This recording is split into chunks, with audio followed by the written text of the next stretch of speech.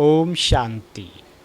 18 अप्रैल 2021 अव्यक्त बाप दादा की रिवाइज कोर्स की मुरली, डेट 14 दिसंबर 1987।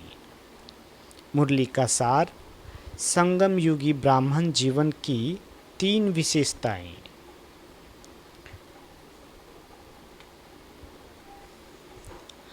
आज बाप दादा अपने सर्व सदा साथ रहने वाले, सदा सहयोगी बन सेवा के साथी बने, सेवा करने वाले और साथ चलने वाले श्रेष्ठ बच्चों को देख हर्षित हो रहे हैं।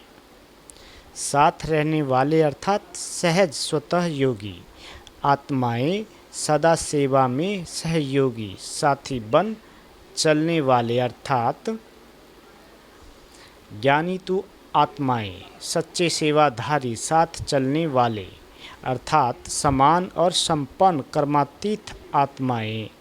बाप दादा सभी बच्चों में यह तीनों विशेषताएं देख रहे हैं कि तीनों बातों में कहाँ तक संपूर्ण बने हैं। संगम युग के श्रेष्ठ ब्राह्मण जीवन की विशेषताएं यह तीनों ही आवश्यक है। योगी तु आत्मा, ज्ञानी तु आत्मा और बाप समान कर्मातीत आत्मा। इन तीनों में से अगर एक भी विशेषता में कमी है तो ब्राह्मण जीवन की विशेषताओं के अनुभवी न बनना अर्थात संपूर्ण ब्राह्मण जीवन का सुख व प्राप्तियों से वंचित रहना है। क्योंकि बाप दादा सभी बच्चों को संपूर्ण वरदान देते हैं। ऐसे नहीं कि यथाशक्ति योगी भव व यथाशक्ति ज्ञानी तु आत्मा भव, ऐसा वरदान नहीं देते हैं। साथ साथ संगम युग जो सारे कल्प में विशेष युग है, इस युग अर्थात समय को भी वरदानी समय कहा जाता है। क्योंकि वरदाता बाप वरदान बांटने इस समय ही आते हैं। वरदाता के आने कारण समय भी वरदानी हो गया। इस समय को यह वरदान है। सर्व प्राप्तियों में भी संपूर्ण प्राप्तियों का यही समय है। बाबा कहते संपूर्ण स्थिति को प्राप्त करने का भी यही वरदानी समय है। और सारे कल्प में कर्म अनुसार प्रारब्ध प्राप्त करते व जैसा कर्म वैसा फल स्वतः प्राप्त होता रहता है। लेकिन इस वरदानी समय पर एक कदम आपका, बाबा कहते एक कदम आपका कर्म और पदम गुना बाप द्वारा मदद के रूप में सहज प्राप्त होता है। सतयुग में एक का पदम गुना प्राप्त नहीं होता, लेकिन अभी प्राप्त हुए प्रारब्ध के रूप में भोगने के अधिकारी बनते हो। बाबा कहते सिर्फ जमा किया हुआ खाते हुए नीचे आते जाते हैं। कला कम होती जाती है। एक युग पूरा होने से कला भी 16 कला से 14 हो जाती है ना। लेकिन संपूर्ण प्राप्ति किस समय की? जो 16 कला संपूर्ण बने वह प्राप्ति का समय यह संगम युग का है। इस समय में बाप खुले दिल से सर्व प्राप्तियों के भंडार वरदान के रूप में, वर्षे के रूप में और पढ़ाई के फलस्वरूप प्राप्ति के रूप में तीनों ही संबंध से 3 रूप में विशेष खुले भंडार, भरपूर भंडार बच्चों के आगे रखते हैं। बाबा कहते जितना उतना का हिसाब नहीं रखते, एक का पदम गुना का हिसाब रखते हैं। सिर्फ अपना पुरुषार्थ किया और प्रारब्ध पाई, ऐसे नहीं कहते। लेकिन रहम दिल बन, दाता बन, विधाता बन, सर्व संबंधी बन, स्वयं हर सेकंड मददगार बनते हैं। एक सेकंड की हिम्मत और अनेक वर्षों के समान मेहनत की मदद के रूप में सदा सहयोगी बनते हैं। क्योंकि जानते हैं कि अनेक जन्मों की भटकती हुई निर्बल आत्माएं हैं। थकी हुई है, इसलिए इतने तक सहयोग देते हैं, मददगार बनते हैं, स्वयं ऑफर करते हैं कि सर प्राप्त का बोझ बाप को दे दो, बोझ उठाने की ऑफर करते हैं। भाग्य विधाता बन नॉलेजफुल बनाए, श्रेष्ठ कर्म का ज्ञान स्पष्ट समझाए, भाग्य की लकीर खींचने का कलम आपके हाथ में देते हैं। भाग्य की लकीर जितना लंबी खींचने चाहो उतना खींच लो, सर्व खुले खजानों की चाबी आपके हाथ में दी है, और चाबी भी कितनी सहज है। अगर माया के तूफान आते भी हैं तो छत्र छाया बन सदा सेफ भी रखते हैं। जहाँ छत्र छाया है वहाँ तूफान क्या करेगा, सेवाधारी भी बनाते, लेकिन साथ साथ बुद्धिवानों की बुद्धि बन आत्माओं को टच भी करते, जिससे बाबा कहते जिससे नाम बच्चों का काम बाप का सहज हो जाता है। इतना लाड और प्यार से लाडले बनाए पालना करते, जो सदा अनेक झूलों में झूलाते रहते हैं। पाँव नीचे नहीं रखने देते, कभी खुशी के झूले में, कभी सुख के झूले में, कभी बाप की गोद के झूले में, आनंद प्रेम शांति के झूले में झूलते रहो। झूलना अर्थात मौज मनाना, यह सर्व प्राप्तियां इस वरदानी समय की विशेषता है।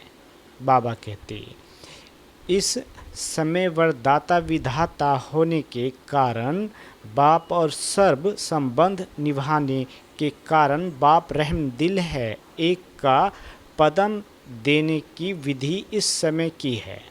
अंत में हिसाब किताब चुकतू करने वाले अपने साथी से काम लेंगे। साथी कौन है जानते हो ना? फिर यह एक का पदम गुना का हिसाब समाप्त हो जाएगा।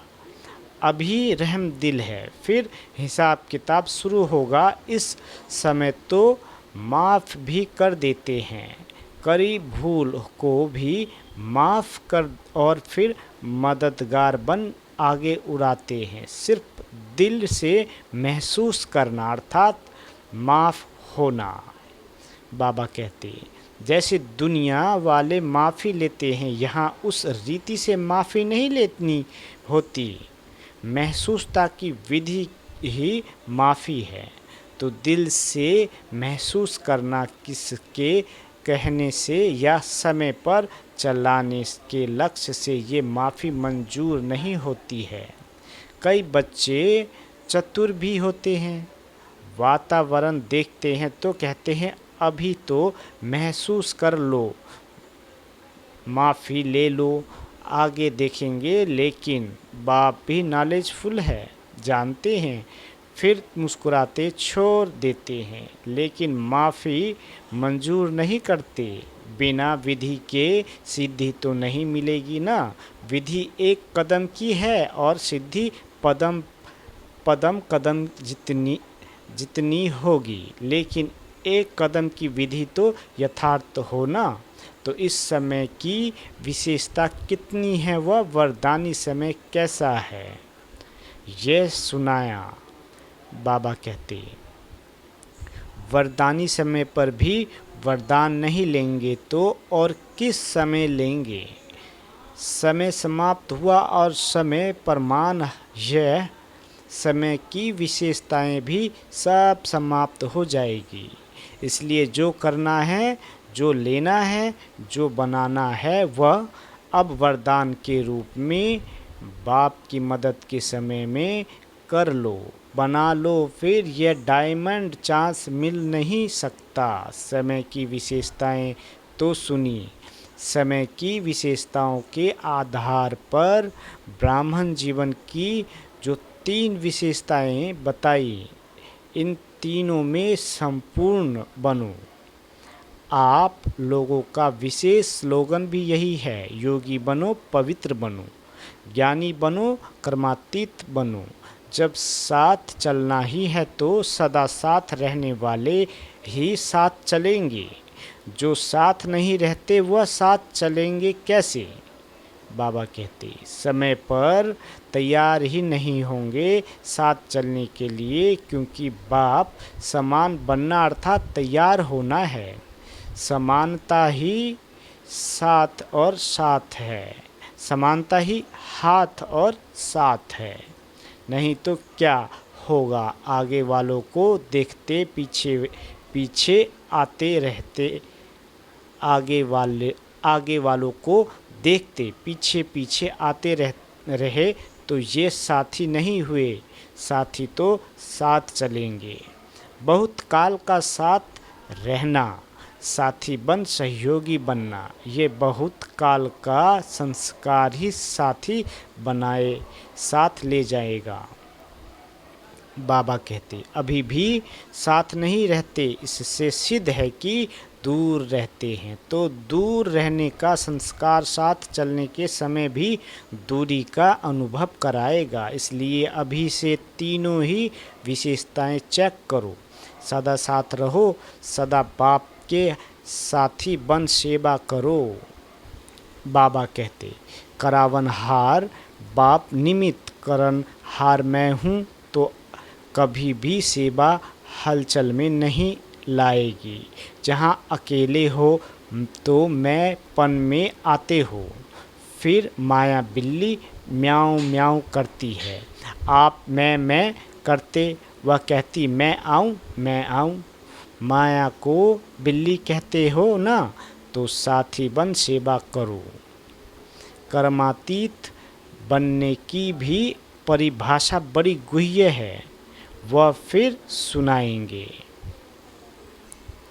बाबा कहते आज सिर्फ ये 3 बातें चेक करना और समय की विशेषताओं का लाभ कहाँ तक प्राप्त किया है, क्योंकि समय का महत्व जानना अर्थात महान बनना, स्वयं को जानना, बाप को जानना, जितना यह महत्व का है वैसे समय को जानना भी आवश्यक है। तो समझा क्या करना है? बाप दादा बैठ रिजल्ट सुनावे, इससे पहले अपनी रिजल्ट अपने आप निकालो, क्योंकि बाप दादा ने रिजल्ट अनाउंस कर ली तो रिजल्ट को सुन सोचेंगे कि अब तो अनाउंस हो गया, अब क्या करेंगे? अब जो हूँ जैसी हूँ ठीक हूँ। इसलिए फिर भी बाप दादा कहते यह चेक करो, यह अंडर, बाबा कहते ये इनडायरेक्ट रिजल्ट सुना रहे हैं, क्योंकि पहले से कहा हुआ है कि रिजल्ट सुनाएंगे और समय भी दिया हुआ है। कभी 6 मास, कभी 1 वर्ष दिया है।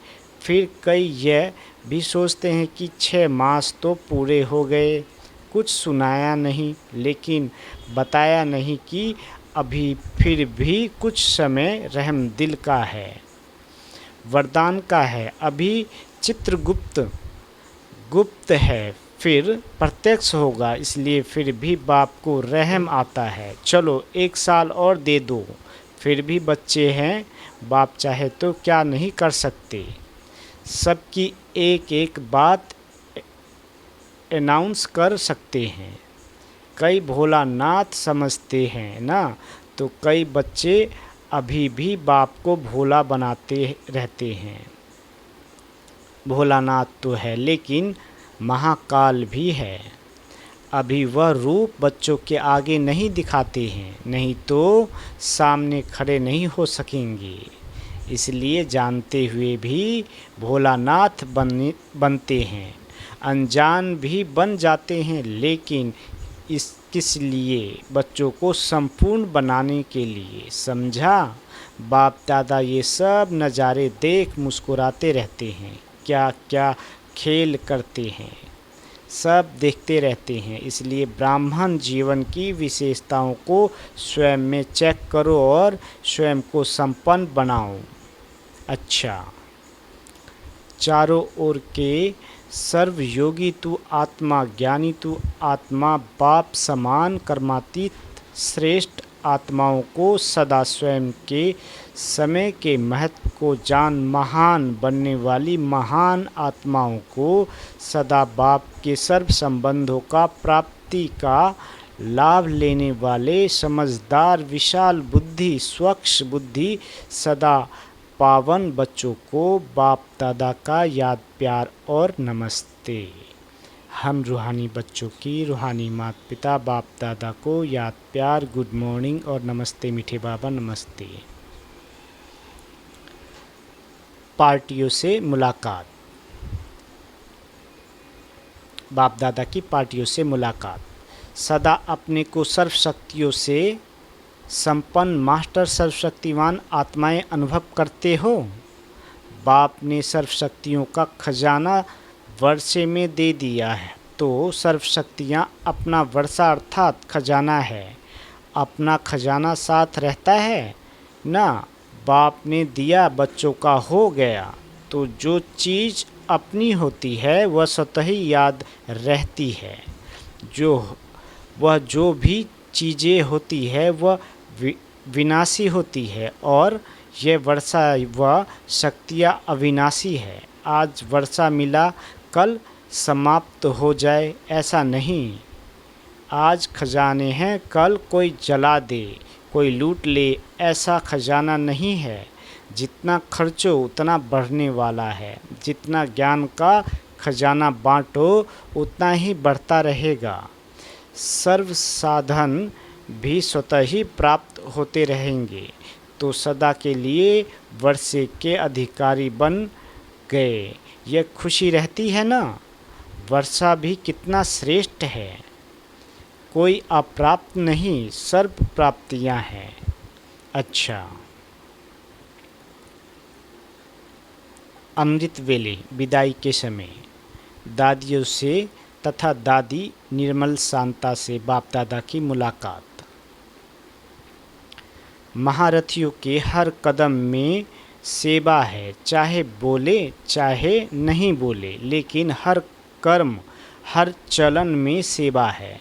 सेवा बिना एक सेकंड भी रह नहीं सकती, चाहे मनसा सेवा में हो चाहे वाचा सेवा में, चाहे संबंध संपर्क से, लेकिन निरंतर योगी भी है तो निरंतर सेवाधारी भी है।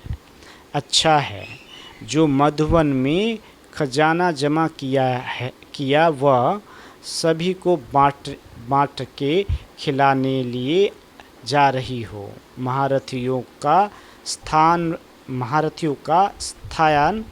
पर रहना भी अनेक आत्माओं का स्थूल सहारा हो जाता है। जैसे बाप छत्र छाया हैं, ऐसे बाप समान बच्चे भी छत्र छाया बन जाते हैं। सभी देख करके कितने खुश होते हैं। तो ये वरदान है सभी महारथियों को। आँखों का वरदान, मस्तक का वरदान, कितने वरदान हैं। हर कर्म करने वाली निमित्त कर्मेंद्रियों को वरदान है। नैनों से देखते हो तो क्या समझते हैं? सभी समझते हैं ना कि बाप की नज़र का इन आत्माओं की नज़र से अनुभव होता है। तो नैनों को वरदान हो गया ना। मुख को वरदान है, इस चेहरे को वरदान है, कदम कदम को वरदान है। कितने वरदान हैं, क्या गिनती करेंगे? औरों को तो वरदान देते हैं, लेकिन आपको पहले से ही वरदान मिले हुए हैं। जो भी कदम उठाओ वरदानों से झोली भरी हुई है।